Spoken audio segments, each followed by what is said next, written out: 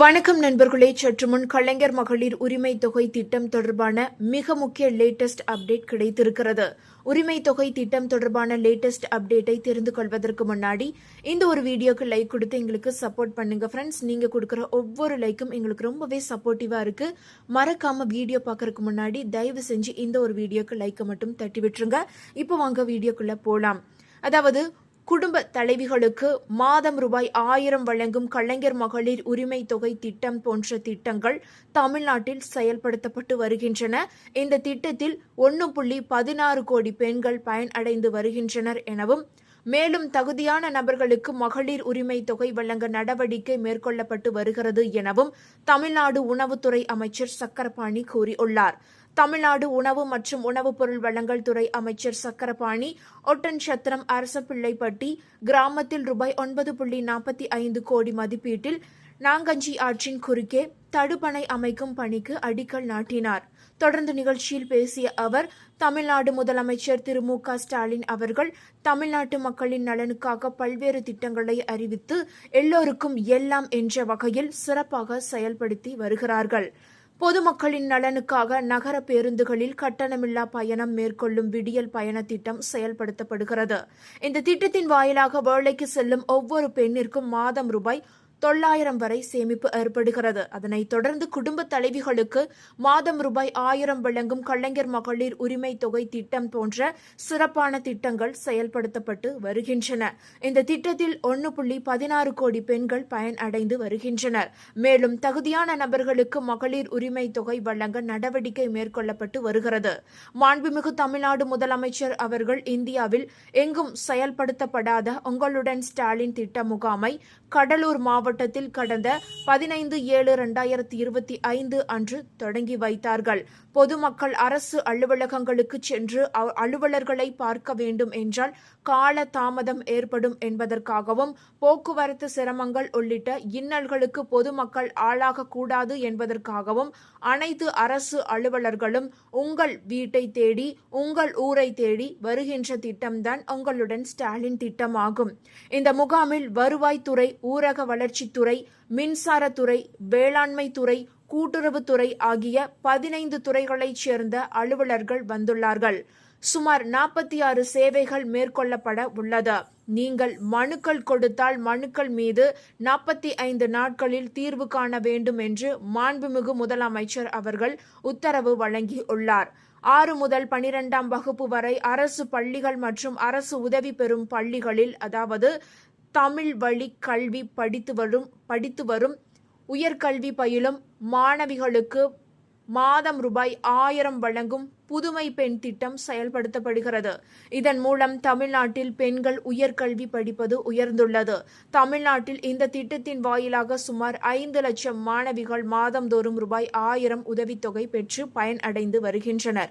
இதேபோல் மாணவர்களுக்கும் மாதம் ரூபாய் 1000 வழங்கும் தமிழ் புதல்வன் திட்டம் செயல்படுத்தப்படுகிறது. இந்த ஆண்டு 20 லட்சம் மாணவ மாணவிகளுக்கு மடிக்கணினி வழங்கப்படும். தமிழ்நாட்டில் குடும்ப அட்டை கேட்டு பெறப்படும் விண்ணப்பங்களில் தகுதியான நபர்களுக்கு 15 நாட்களில் குடும்ப அட்டை வழங்கப்பட்டு வருகிறது. அந்த வகையில் தமிழ்நாட்டில் இதுவரை 20 லட்சம் புதிய குடும்ப அட்டைகள் வழங்கப்பட்டு உள்ளன. தமிழ்நாட்டில் கடந்த 52 மாதங்களில் 3000 நியாய விலை கடைகள் பிரிக்கப்பட்டு புதிதாக முழுநேரம் மற்றும் பகுதி நேர நியாய விலை கடைகள் உருவாக்கப்பட்டுள்ளன என்றார். இதற்கிடையில் மகளிர் உரிமை தொகை திட்டத்திற்கு விண்ணப்பிக்கும் போது இந்த ஒரு தவறை செய்தால் ரூபாய் 1000 கிடைக்காது என அரசு அறிவித்து உள்ளது. மகளிர் உரிமை தொகை விண்ணப்ப படிவத்தை பூர்த்தி செய்யும் போது பலரும் சில முக்கிய எண்களை பதிவு செய்வதில் தவறு செய்வதாக அரசு அதிகாரிகள் கண்டுபிடித்து உள்ளனர். தமிழ்நாட்டில் கோடிக்கணக்கான மகளிர் பயனடைந்து வரும் ஒரு சிறப்பு திட்டம்தான் உரிமை தொகை திட்டம். விடுபட்ட பயனாளிகளை இணைக்கும் நோக்கில் மாநிலம் முழுவதும் உங்களுடன் ஸ்டாலின் என்ற சிறப்பு முகாம்கள் நடத்தப்பட்டு வருகின்றன. இந்த முகாம்களில் ஆயிரக்கணக்கானோர் விண்ணப்பித்து வரும் நிலையில் விண்ணப்ப படிவத்தில் உள்ள 4 முக்கிய எண் விவரங்களை சரியாக பூர்த்தி செய்ய வேண்டியதன் அவசியத்தை அரசு வலியுறுத்தி உள்ளது. இந்த விவரங்களில் தவறு செய்தால் விண்ணப்பம் நிராகரிக்கப்பட்டு உரிமை தொகை பெறும் வாய்ப்பை இழக்க நேரிடும் என எச்சரிக்கப்பட்டு உள்ளது. மகளிர் உரிமை தொகை விண்ணப்ப படிவத்தை பூர்த்தி செய்யும் போது பலரும் சில முக்கிய எண்களை பதிவு செய்வதில் தவறு செய்வதாக அரசு அதிகாரிகள் கண்டுபிடித்து உள்ளனர். எனவே விண்ணப்பதாரர்கள் 4 தகவல்களையும் பிழையின்றி கவனமாக சரிபார்த்து நிரப்ப வேண்டும் என அறிவுறுத்தப்பட்டு உள்ளது. இந்த எண்கள் பயனாளியை அடையாளம் காணவும், தகுதியை சரிபார்க்கவும், உரிமை தொகையை சரியாக அவரது வங்கி கணக்கில் வரவு வைக்கவும் அவசியமானவை. ஆதார் மற்றும் வங்கி கணக்கு விவரங்களில் உள்ள முரண்பாடுகள் விண்ணப்பம் நிராகரிக்கப்படுவதற்கான முக்கிய காரணங்களில் ஒன்றாக உள்ளது. Ration card number, Aadhaar card number, bank account number, IFSC code இவை அனைத்தையுமே கரெக்டாக கொடுங்கள். தவறான தகவல்களின் விளைவுகள் என்னவென்றால், விண்ணப்பத்தில் தவறான தகவல்களை வழங்குவது அல்லது போலி ஆவணங்களை இணைப்பது விண்ணப்பம் நிராகரிக்கப்படுவதற்கு வழிவகுக்கும். இருப்பினும் விண்ணப்பத்தில் வேறு ஏதேனும் சிறிய முரண்பாடுகள் இருந்தால் அதிகாரிகள் விண்ணப்பதாரரை தொடர்பு கொண்டு விளக்கம் கேட்க வாய்ப்புள்ளது. அப்போது சரியான விளக்கத்தை அளித்தால் விண்ணப்பம் நிராகரிக்கப்படுவதை தவிர்க்கலாம். நிராகரிக்கப்பட்ட விண்ணப்பதாரர்கள் அதற்கான காரணத்தை தெரிந்து கொண்டு உரிய ஆவணங்களுடன் வருவாய் கோட்டாட்சியர் அலுவலகத்தில் அதாவது RDO ஆபீஸில் மேல்முறையீடு செய்ய வழிவகை செய்யப்பட்டுள்ளது என்பது குறிப்பிடத்தக்கது. தற்போது நடைபெறும் உங்களுடன் ஸ்டாலின் சிறப்பு முகாம்களில் மகளிர் உரிமை தொகைக்கென தனி கவுண்டர்கள் அமைக்கப்பட்டு உள்ளன. இதுவரை விண்ணப்பிக்காதவர்கள், விண்ணப்பம் நிராகரிக்கப்பட்டவர்கள் என தகுதியுள்ள அனைவரும் இந்த முகாம்களில் விண்ணப்பம் செய்யலாம். விண்ணப்பங்கள் மீது 45 நாட்களுக்குள் உரிய நடவடிக்கை எடுக்கப்படும் என அரசு தெரிவித்து உள்ளது. விண்ணப்பதாரர்கள் தங்கள் விண்ணப்பத்தின் நிலையை இந்த ஒரு அதிகாரப்பூர்வ இணையதளத்தில் தெரிந்து கொள்ளும் வசதி தற்போது அறிமுகப்படுத்தப்பட்டு உள்ளது. இந்த திட்டம் முதியோர் மற்றும் விதவை ஓய்வூதியம் பெறுவோர் உள்ள குடும்பங்களில் இருக்கும் தகுதியுள்ள பிற பெண்கள் விண்ணப்பிக்கவும் வழிவகை செய்துள்ளது. எனவே தகுதியுள்ள பெண்கள் இந்த வாய்ப்பை பயன்படுத்தி சரியான தகவல்களை அளித்து அரசின் இந்த மகத்தான திட்டத்தில் இணைந்து பயன்பெறுமாறு அரசு தரப்பில் கேட்டுக் கொள்ளப்படுகிறார்கள்.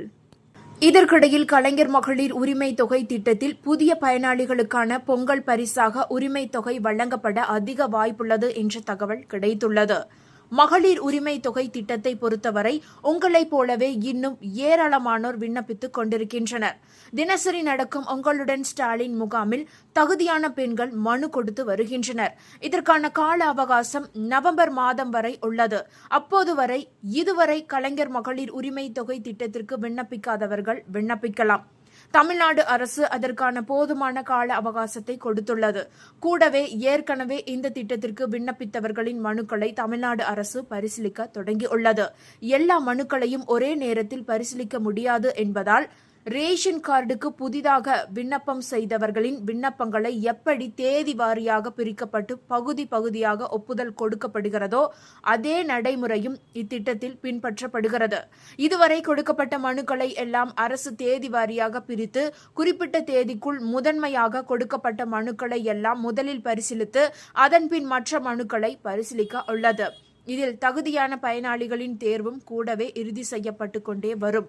நவம்பர் மாதம் வரை கொடுக்கப்படும் மனுக்கள் எல்லாம் இப்படியே இறுதி செய்யப்பட்டு தகுதியான பயனாளிகளின் பட்டியல் உருவாக்கப்படும்.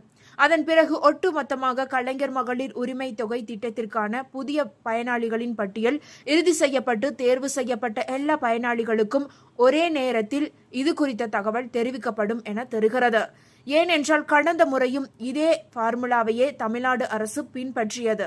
அந்த அடிப்படையில் பார்க்கும்போது பொங்கல் பண்டிகைக்கு முன்பாக கலைஞர் மகளிர் உரிமை தொகை திட்டத்திற்காக புதிதாக பயனாளிகள் பட்டியல் இறுதி செய்யப்பட வாய்ப்பு இருக்கிறது.